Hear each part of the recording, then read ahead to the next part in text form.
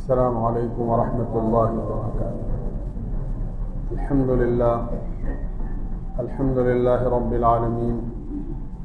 والصلاة والسلام علی اشرف الانبیاء والمرسلین وعلی آلہ واصحابہ اجمعین، اما بعد فاعوذ باللہ من الشیطان الرجیم، بسم اللہ الرحمن الرحیم۔ ومن أحسن قولا ممن دعا إلى الله وعمل صالحا وقال إنني من المسلمين، صدق الله العظيم۔ میرے بھائیوں، دوستوں، عزیزوں اور بزرگوں،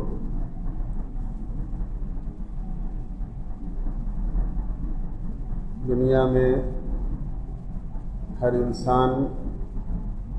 ایک کامیاب زندگی کا طالب ہوتا ہے، اور اس کی یہ خواہش ہوتی ہے کہ میری زندگی اچھی اور خوشگوار ہو، زندگی میں مجھے ہر طرح کی راحت، آرام، چین، سکون، امن، کسی قسم کا ٹینشن، پریشانی، تکلیف نہ ہو، یہ آدمی کی خواہش ہوتی ہے۔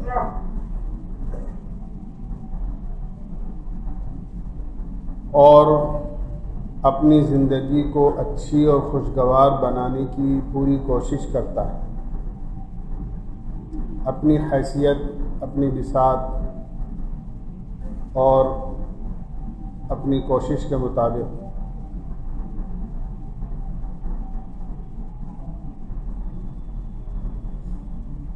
لیکن تھوڑی سی چوک یہاں ہوتی ہے کہ اپنی زندگی کو اچھا بنانے کے لیے آدمی کی نظر دنیا کے اسباب پر جاتی ہے،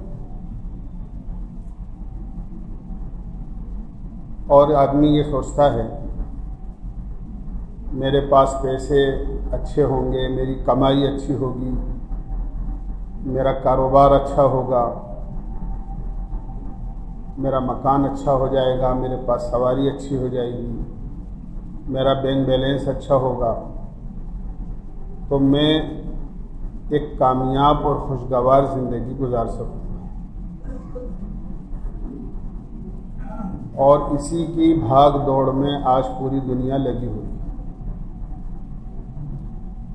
لیکن دوسری طرف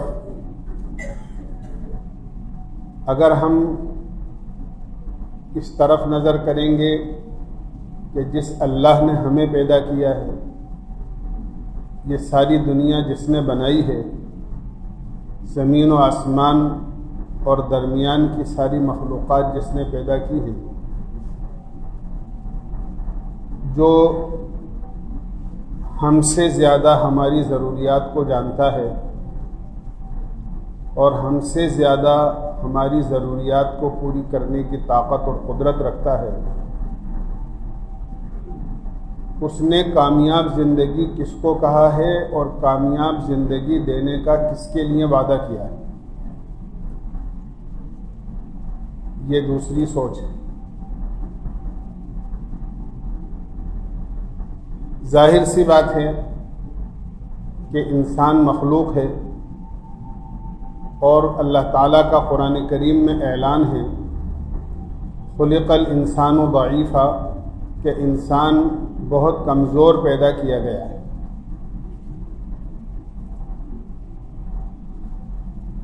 ایک مطلق چیز ارشاد فرمائی ہے جس میں ہر چیز کی کمزوری داخل ہے، یہ دیکھنے کے اعتبار سے کمزور، یہ سننے کے اعتبار سے کمزور، ہر چیز کی ایک حد ہے، اس حد تک دیکھ سکتا ہے، اس حد تک سن سکتا ہے، سوچنے کی ایک حد ہے، اس حد تک سوچ سکتا ہے، اس کے چلنے اور کام کی ایک حد ہے، وہاں تک یہ کام کر سکتا ہے، چل پھر سکتا ہے،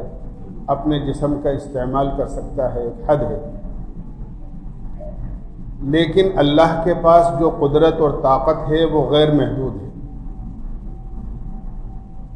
قرآن کریم میں اللہ تعالیٰ کا اعلان ہے، وَإِن مِّن شَيْءٍ إِلَّا عِندَنَا خَزَائِنُهُ، ہمارے پاس ہر چیز کے خزانے ہیں،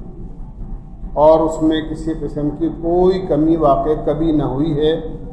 اور نہ آئندہ کبھی ہو سکتی ہے۔ ساری دنیا کے انسان جنات اگر ایک میدان میں جمع ہو کر اللہ سے اپنی جی کی چاہتوں کا سوال کریں اور اللہ ہر ایک کی خواہش کو پورا کر کے ہر ایک کی مانگ پوری کر دے، تو بھی روایت کا مضمون یہ ہے کہ اللہ کے خزانے میں اتنی بھی کمی نہیں آئے گی جتنا سمندر میں سوئی ڈبو کر اور ڈال کر نکالنے سے جو تری اس پر لگ جاتی ہے، اتنی کمی سمندر میں آ جاتی ہے، لیکن اللہ کے خزانے میں اتنی کمی بھی نہیں آئی۔ اس کے خزانے لامحدود ہیں اور انسان کی ہر چیز محدود ہے۔ انسان ظاہر سی بات ہے کمزور ہے، تو اپنے لیے جو کچھ سوچے گا وہ کمزور سی سوچ سوچے گا۔ کمزور سی سوچ سوچنے کا مطلب یہ ہے کہ ضروری نہیں ہے کہ یہ جو کچھ سوچ رہا ہے وہ صحیح سوچ رہا ہو۔ یہ ضروری نہیں ہے جو سوچ کر کر رہا ہے اس کے کرنے میں آدمی کامیاب ہو جائے، ضروری نہیں۔ لیکن اللہ جس چیز میں کامیابی بتائے گا وہ انتہائی مضبوط، مستحکم اور طاقتور اور یقینی چیز ہوگی۔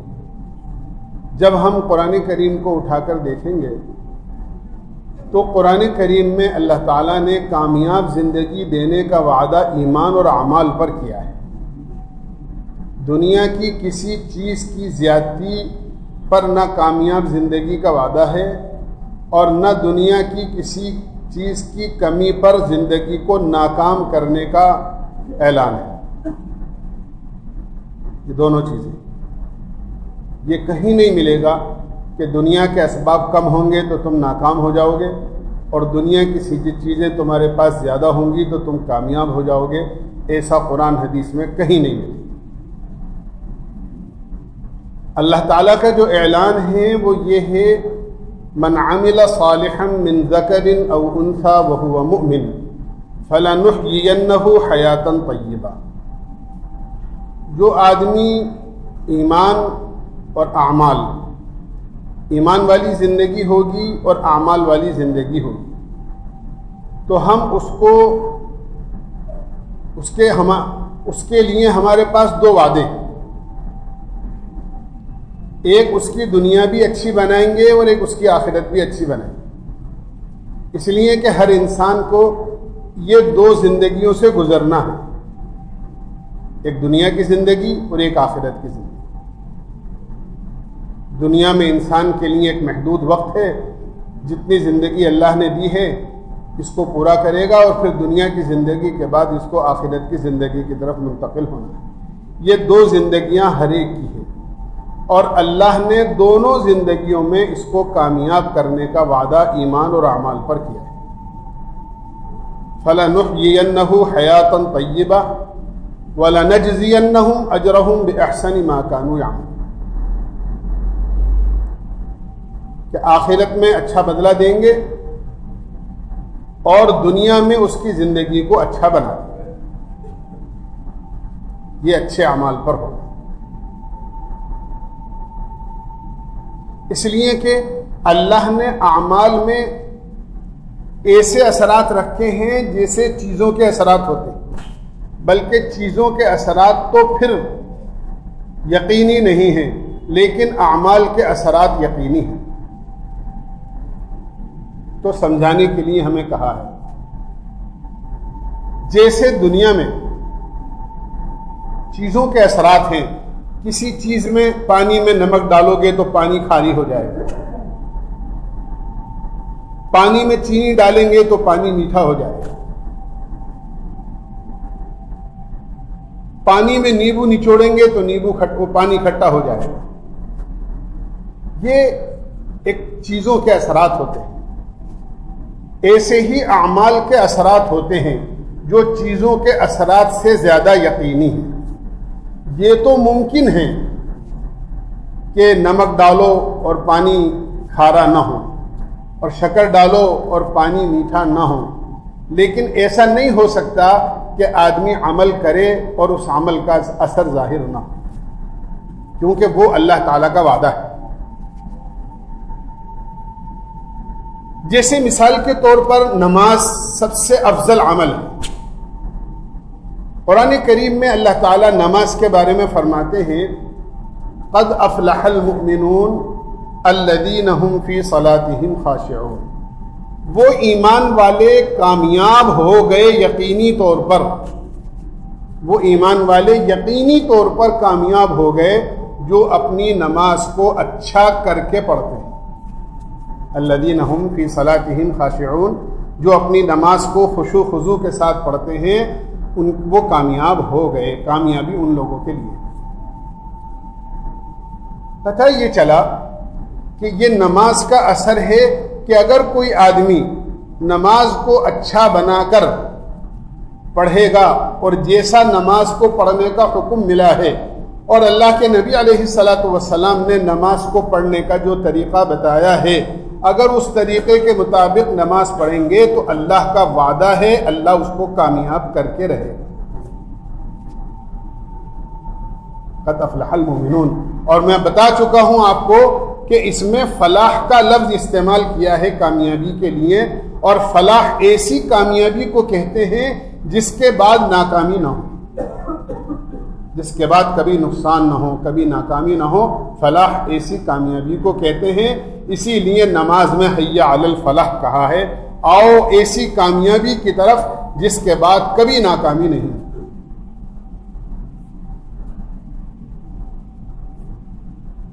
یہ نماز کا اثر ہے۔ اسی طرح فرمایا کہ الا بذکر اللہ تطمئن القلوب، انسان دنیا میں اطمینان چاہتا ہے، اللہ تعالیٰ فرماتے ہیں اگر تمہیں اطمینان چاہیے تو تم میرا ذکر کرو، مجھے یاد کرو، تمہیں دل کا اطمینان نصیب ہو جائے۔ یہ اللہ کا وعدہ ہے۔ ایک وہ چیز ہے جو انسانوں کے تجربے کی ہے کہ دنیا کی چیزیں زیادہ ہوں گی تو زندگی مطمئن ہوگی، لیکن ایک اللہ کا وعدہ ہے کہ تم مجھے یاد کرو، میں تمہارے دلوں میں اطمینان ڈال دوں۔ اللہ بذکر اللہ تطمئن القلوب، کہ اللہ کے ذکر میں، اللہ کی یاد میں، یہ اس میں دلوں کا اطمینان۔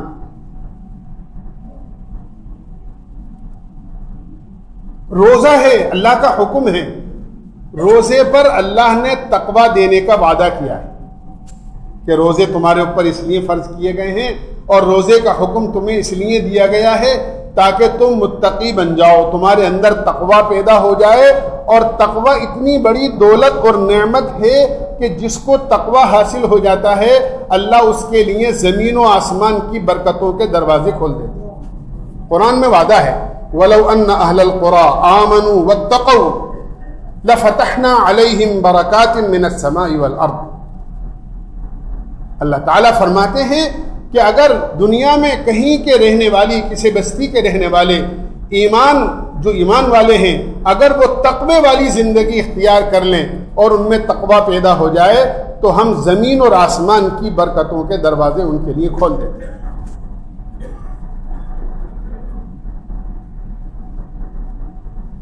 اور برکت ایسی چیز ہے کہ چیز چاہے کم ہو یا زیادہ ہو اللہ ضرورت کو پورا کر دیتے ہیں، اس کی ضرورت رکتی نہیں۔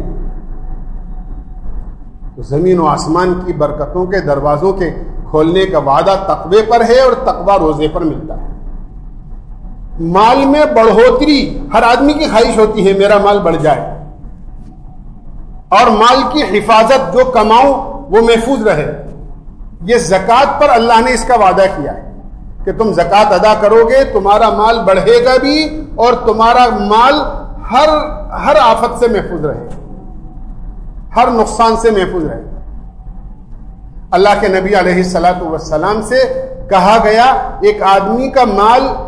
سمندر کے راستے سے کشتی کے ذریعے سے آ رہا تھا، اور یا آپ سے کہا گیا کہ سمندر کے کنارے پر کسی کا مال رکھا ہوا تھا، سمندر کی موج نے اس کو ہلاک کر دیا۔ آپ نے یہ سننے کے بعد میں صرف اتنا فرمایا خشکی یا تری میں جب بھی کسی کا مال ضائع ہوتا ہے وہ زکوٰۃ کے پورا ادا نہ کرنے کی وجہ سے ضائع ہوتا ہے۔ آپ نے یہ فرمایا زکوٰۃ میں جب بھی کبھی کہیں کمی رہ جاتی ہے آدمی کا مال کسی نہ کسی مصیبت میں مبتلا ہو جاتا ہے۔ پتہ یہ چلا جس مال کی زکوٰۃ پورے طور پر صحیح معنی میں ادا کر دی جائے گی اس کے مال کو کبھی نقصان نہیں ہو۔ یہ عمل کا اثر ہے، اور عمل کا اثر بھی کوئی تجربے کی چیز نہیں ہے بلکہ اللہ کا وعدہ ہے کہ تم یہ کرو گے، تم یہ عمل کرو گے تو تمہیں یہ اثرات اور یہ، لیکن عمل ہو، عمل بنا کر آدمی کرے۔ جس طرح میں نے عرض کیا نماز کو بنا کر آدمی پڑھے، کیونکہ نماز کے ساتھ ساتھ خشوع خضوع کو ذکر کیا ہے کہ ایسی نماز پڑھنے والے کامیاب ہوں گے جو اپنی نماز کو خشوع خضوع کے ساتھ پڑھتے ہیں۔ پتہ یہ چلا ایک عمل بنا ہوا ہوتا ہے اور ایک عمل بگڑا ہوا ہوتا ہے، دونوں میں رات دن کا فرق ہے۔ جس طرح اللہ نے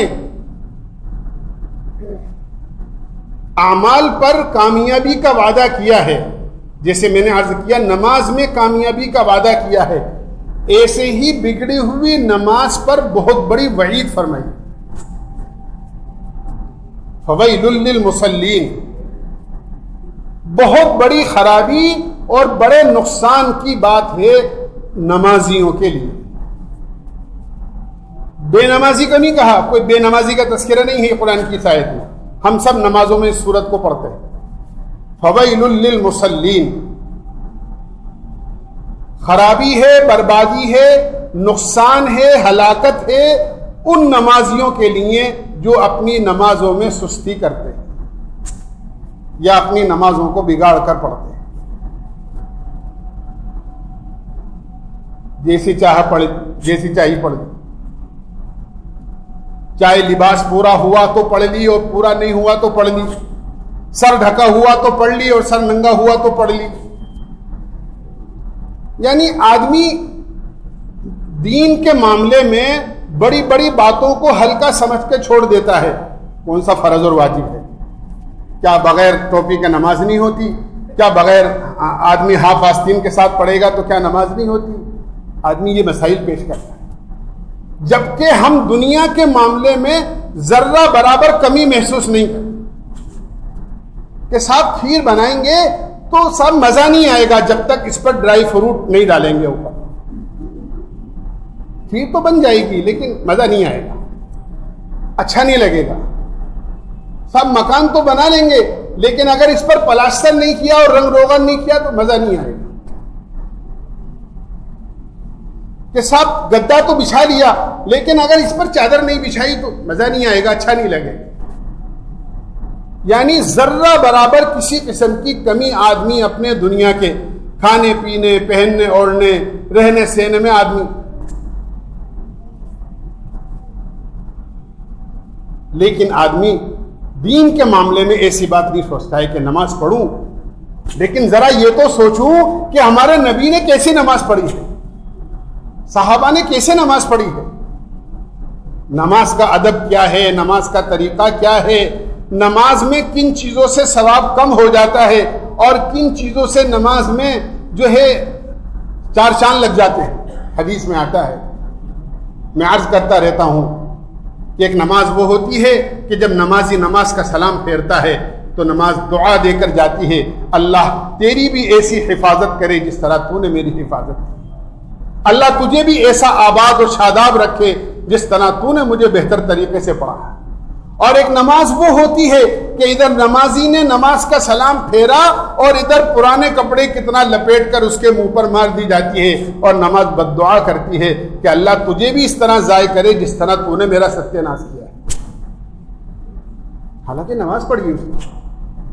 قرآن میں یہ وعید بے نمازیوں کے لیے نہیں ہے، نمازیوں کے لیے، فویل للمصلین، خرابی ہے نمازیوں کے لیے، وہ نمازی جو اپنی نماز کو سستی کے ساتھ پڑھتے ہیں، یعنی آداب کی رعایت کے ساتھ نہیں پڑھتے، سنت کی رعایت کے ساتھ نہیں پڑھتے۔ تو ایک وہ عمل ہوا جس پر کامیابی کا وعدہ ہے اور ایک وہ عمل ہوا جس پر اللہ کی طرف سے خرابی کا اعلان ہے، حالانکہ نماز یہ بھی پڑھ رہے ہیں اور نماز یہ بھی پڑھ رہے ہیں۔ اسی طرح فرمایا استحوذ علیہم الشیطان فانساہم ذکر اللہ، کہ جب آدمی اللہ کی یاد سے غافل ہوتا ہے تو صرف اتنا نہیں ہوتا کہ آدمی کو اطمینان قلب حاصل نہ ہو، کیونکہ اللہ کی یاد کرے گا تو اطمینان قلب ہوگا، لیکن جب اللہ کی یاد سے غافل ہو جائے گا تو قرآن کریم کا اعلان ہے اس پر شیطان کا غلبہ ہو جاتا ہے، شیطان اس پر غالب ہو جاتا ہے۔ اب خود اندازہ لگا لیں کہ جب شیطان ہی غالب آ گیا تو شیطان کب یہ چاہے گا کہ آپ نماز پڑھیں، شیطان کب یہ چاہے گا کہ آپ رمضان میں روزہ رکھیں، شیطان کب چاہے گا کہ آپ قرآن پڑھیں، شیطان کب چاہے گا کہ آپ فجر کی نماز کے لیے اذان کے بعد اٹھ جائیں اور اپنی تیاری کے ساتھ فجر کی نماز جماعت کے ساتھ تکبیر اولیٰ کے ساتھ پڑھ لیں، کیونکہ شیطان غالب آ گیا۔ فرمایا کہ جب آدمی اللہ کی یاد سے غافل ہوتا ہے، اسی لیے حکم دیا کہ ہمیشہ اللہ کو یاد کرو ہر عمل میں۔ اللہ کے نبی علیہ الصلوۃ والسلام کا معمول تھا کہ آپ نے اپنی امت کو سکھانے اور سبق دینے کے لیے فرمایا کھانا کھاؤ تو اللہ کا نام لے کر اللہ کو یاد کر کے کھاؤ، اس لیے کہ اللہ کو یاد کر کے کھاؤ گے تو شیطان تمہارے ساتھ کھانے میں شریک نہیں ہوگا۔ آپ نے دیکھا کہ ایک آدمی کھانا کھا رہا تھا اور تھوڑی دیر میں آپ مسکرائے اس کو کھانا کھاتا ہوا دیکھ کر۔ صحابہ نے پوچھا اضحک اللہ سنک، اللہ کے نبی آپ کو اللہ تعالی ہمیشہ ہنستا اور خوش رکھے، آپ کس بات پر ہنسی آ گئی؟ آپ نے فرمایا یہ سامنے بیٹھے ہوئے آدمی نے بغیر بسم اللہ کے کھانا شروع کر دیا اور میں دیکھ رہا تھا کہ شیطان اس کے ساتھ کھانا کھا رہا ہے، لیکن جیسے ہی اس کو یاد آیا کہ اوہ میں تو بسم اللہ بھول گیا تو اس نے درمیان میں بسم اللہ پڑھی۔ حکم یہ ہے کہ اگر آدمی بسم اللہ بھول جائے شروع میں تو درمیان میں یاد آنے پر بسم اللہ اولہ و آخرہ پڑھے۔ اس نے پڑھا تو شیطان فوری طور پر دسترخوان سے اٹھ گیا اور باہر جا کر اس نے جو کچھ کھانا کھایا تھا اس کے طے کر دیا کہ اس منظر کو دیکھ کر مجھے ہنسی آ گئی۔ پتہ یہ چلا بغیر بسم اللہ کے آدمی کھانا کھائے گا تو شیطان شریک ہو جائے گا کھانے میں۔ آپ نے فرمایا شام کو اور رات کو گھر کا دروازہ بند کرو تو بسم اللہ پڑھ کے کرو، اس لیے کہ اگر بغیر بسم اللہ کے تم نے دروازہ بند کیا اور اپنے گھر میں بغیر بسم اللہ کے داخل ہوئے تو شیطان تمہارے ساتھ تمہارے گھر میں داخل ہو جائے گا، تو پھر فجر کی نماز میں تمہیں اٹھنے کہاں دے گا؟ پھر تو ساری رات شیطانی کام کروائے گا وہ۔ اس لیے فرمایا ہر موقع پر اللہ کو یاد کرو، اللہ کو یاد کرو گے، اللہ کا نام لو گے ہر عمل کے موقع پر، ہر کام کے موقع پر، تو شیطان کے غلبے سے تم محفوظ رہو، اور اللہ کی یاد سے غافل ہو گئے تو شیطان تمہارے اوپر غالب آ جائے۔ اسی طرح فرمایا کہ یہی تمہارے دنیا میں کیے ہوئے اعمال آخرت میں تمہارے کام آئیں گے۔ ایسا نہیں ہے کہ صرف دنیا بنے گی، آخرت بھی تمہاری انہی اعمال کی وجہ سے بنے گی۔ حدیث میں جیسے آتا ہے قبر میں جب مومن رکھا جاتا ہے تو نماز ایک طرف ہوتی ہے، روزہ ایک طرف ہوتا ہے، زکوٰۃ اور صدقات اور خیرات ایک طرف ہوتے ہیں، اور چاروں طرف سے اعمال اس کو گھیرے ہوئے ہوتے ہیں۔ فرشتے دور ہی سے سوال و جواب کر لیتے ہیں، عذاب قبر اس کی قبر میں داخل نہیں ہو پاتا ہے، کیونکہ چاروں طرف سے اس کو اعمال گھیرے ہوئے ہیں، اس کا احاطہ کیے ہوئے ہیں، یہ چاروں طرف سے۔ اسی طرح قیامت کے میدان میں نماز کا حساب ہوگا، نماز اچھی اور پوری نکل آئی تو اس کے لیے جنت کا فیصلہ ہو جائے گا، اس کے اعمال تولے جائیں گے، اگر اس کے اعمال میں کمی رہ گئی تو کلمہ طیبہ کا اخلاص کے ساتھ کلمہ طیبہ پڑا ہوا اس کی ترازو میں رکھا جائے گا، جس سے اس کے نیکیوں کا پلڑا وزنی ہو جائے گا اور اس کے لیے جنت کا فیصلہ ہو جائے گا، یہ کلمہ وہاں کام آئے گا۔ درود شریف دنیا میں پڑھا تو یہ آخرت میں کام آئے گا کہ اس کی نیکیوں کا پلڑا ہلکا ہو رہا ہوگا، اتنے میں اللہ کے نبی تشریف لائیں گے اور درود شریف کا پرزہ اپنی جیب سے نکال کر اس کی نیکیوں کے پلڑے میں رکھیں گے اور نیکیوں کا پلڑا وزنی ہو جائے گا اور اس کے لیے جنت کا فیصلہ ہو جائے گا۔ ایک آدمی کی نیکیوں کا پلڑا ہلکا ہو رہا ہوگا اور اس کو یقین ہو جائے گا کہ اب میں ناکام ہو گیا اور میرے لیے اب جہنم کا فیصلہ ہو جائے گا۔ اچانک کیا دیکھے گا کہ ایک تھیلی آئی اور جس میں مٹی بھری ہوئی ہے، روایت میں آتا ہے، اور وہ آ کر نیکیوں کے ترازو اور پلڑے میں گر گئی اور اس سے نیکیوں کا پلڑا وزنی ہو گیا اور اس کے لیے جنت کا فیصلہ ہو گیا۔ اور یہ پوچھے گا کہ یہ تھیلی کائی کی اور یہ مٹی کائی کی، تو کہا جائے گا یہ وہ مٹی ہے جو تو نے اپنے مسلمان بھائی کے جنازے میں شریک ہو کر اس کی قبر پر ڈالی تھی، آج یہ مٹی کا دینا اپنے بھائی کو تیرے کام آیا اور تیری نیکیوں کا پلڑا اس مٹی کی وجہ سے وزنی ہو گیا۔ حدیث میں آتا ہے اللہ کے نبی علیہ الصلوۃ والسلام نے ارشاد فرمایا، جو آدمی اپنے کسی مسلمان بھائی کے جنازے میں شریک ہوتا ہے اور نماز پڑھ کر واپس آ جاتا ہے، اس کو 1 قیرات ثواب ملتا ہے، اور جو اخیر تک مٹی دینے تک شریک رہتا ہے اور دفن تک شریک رہتا ہے، آپ نے فرمایا اس کو 2 قیرات ثواب ملتا ہے۔ صحابہ نے پوچھا اللہ کے نبی یہ قیرات کا کیا مطلب ہے اور اس کا وزن کیا ہے؟ اللہ کے نبی علیہ الصلوۃ والسلام نے ارشاد فرمایا کہ 1 قیرات کا وزن احد پہاڑ سے زیادہ ہے۔ یہ اعمال ہیں چھوٹے چھوٹے، یہ میں عرض کر رہا ہوں، دنیا میں بھی اگر اچھی زندگی بنے گی تو اعمال کی بنیاد پر بنے گی، اور ہماری آخرت بنے گی تو وہ بھی اعمال کی بنیاد پر۔ اس سے ہم سب کی نظر ہٹی ہوئی ہے اور ایک دوڑ ہے سامانوں کی طرف کہ ہر آدمی اس دوڑ میں لگا ہوا ہے اور اپنی عملی زندگی کو اس نے بھلا رکھا ہے۔ اللہ ہمیں سمجھنے کی اور عمل کی توفیق نصیب فرمائے۔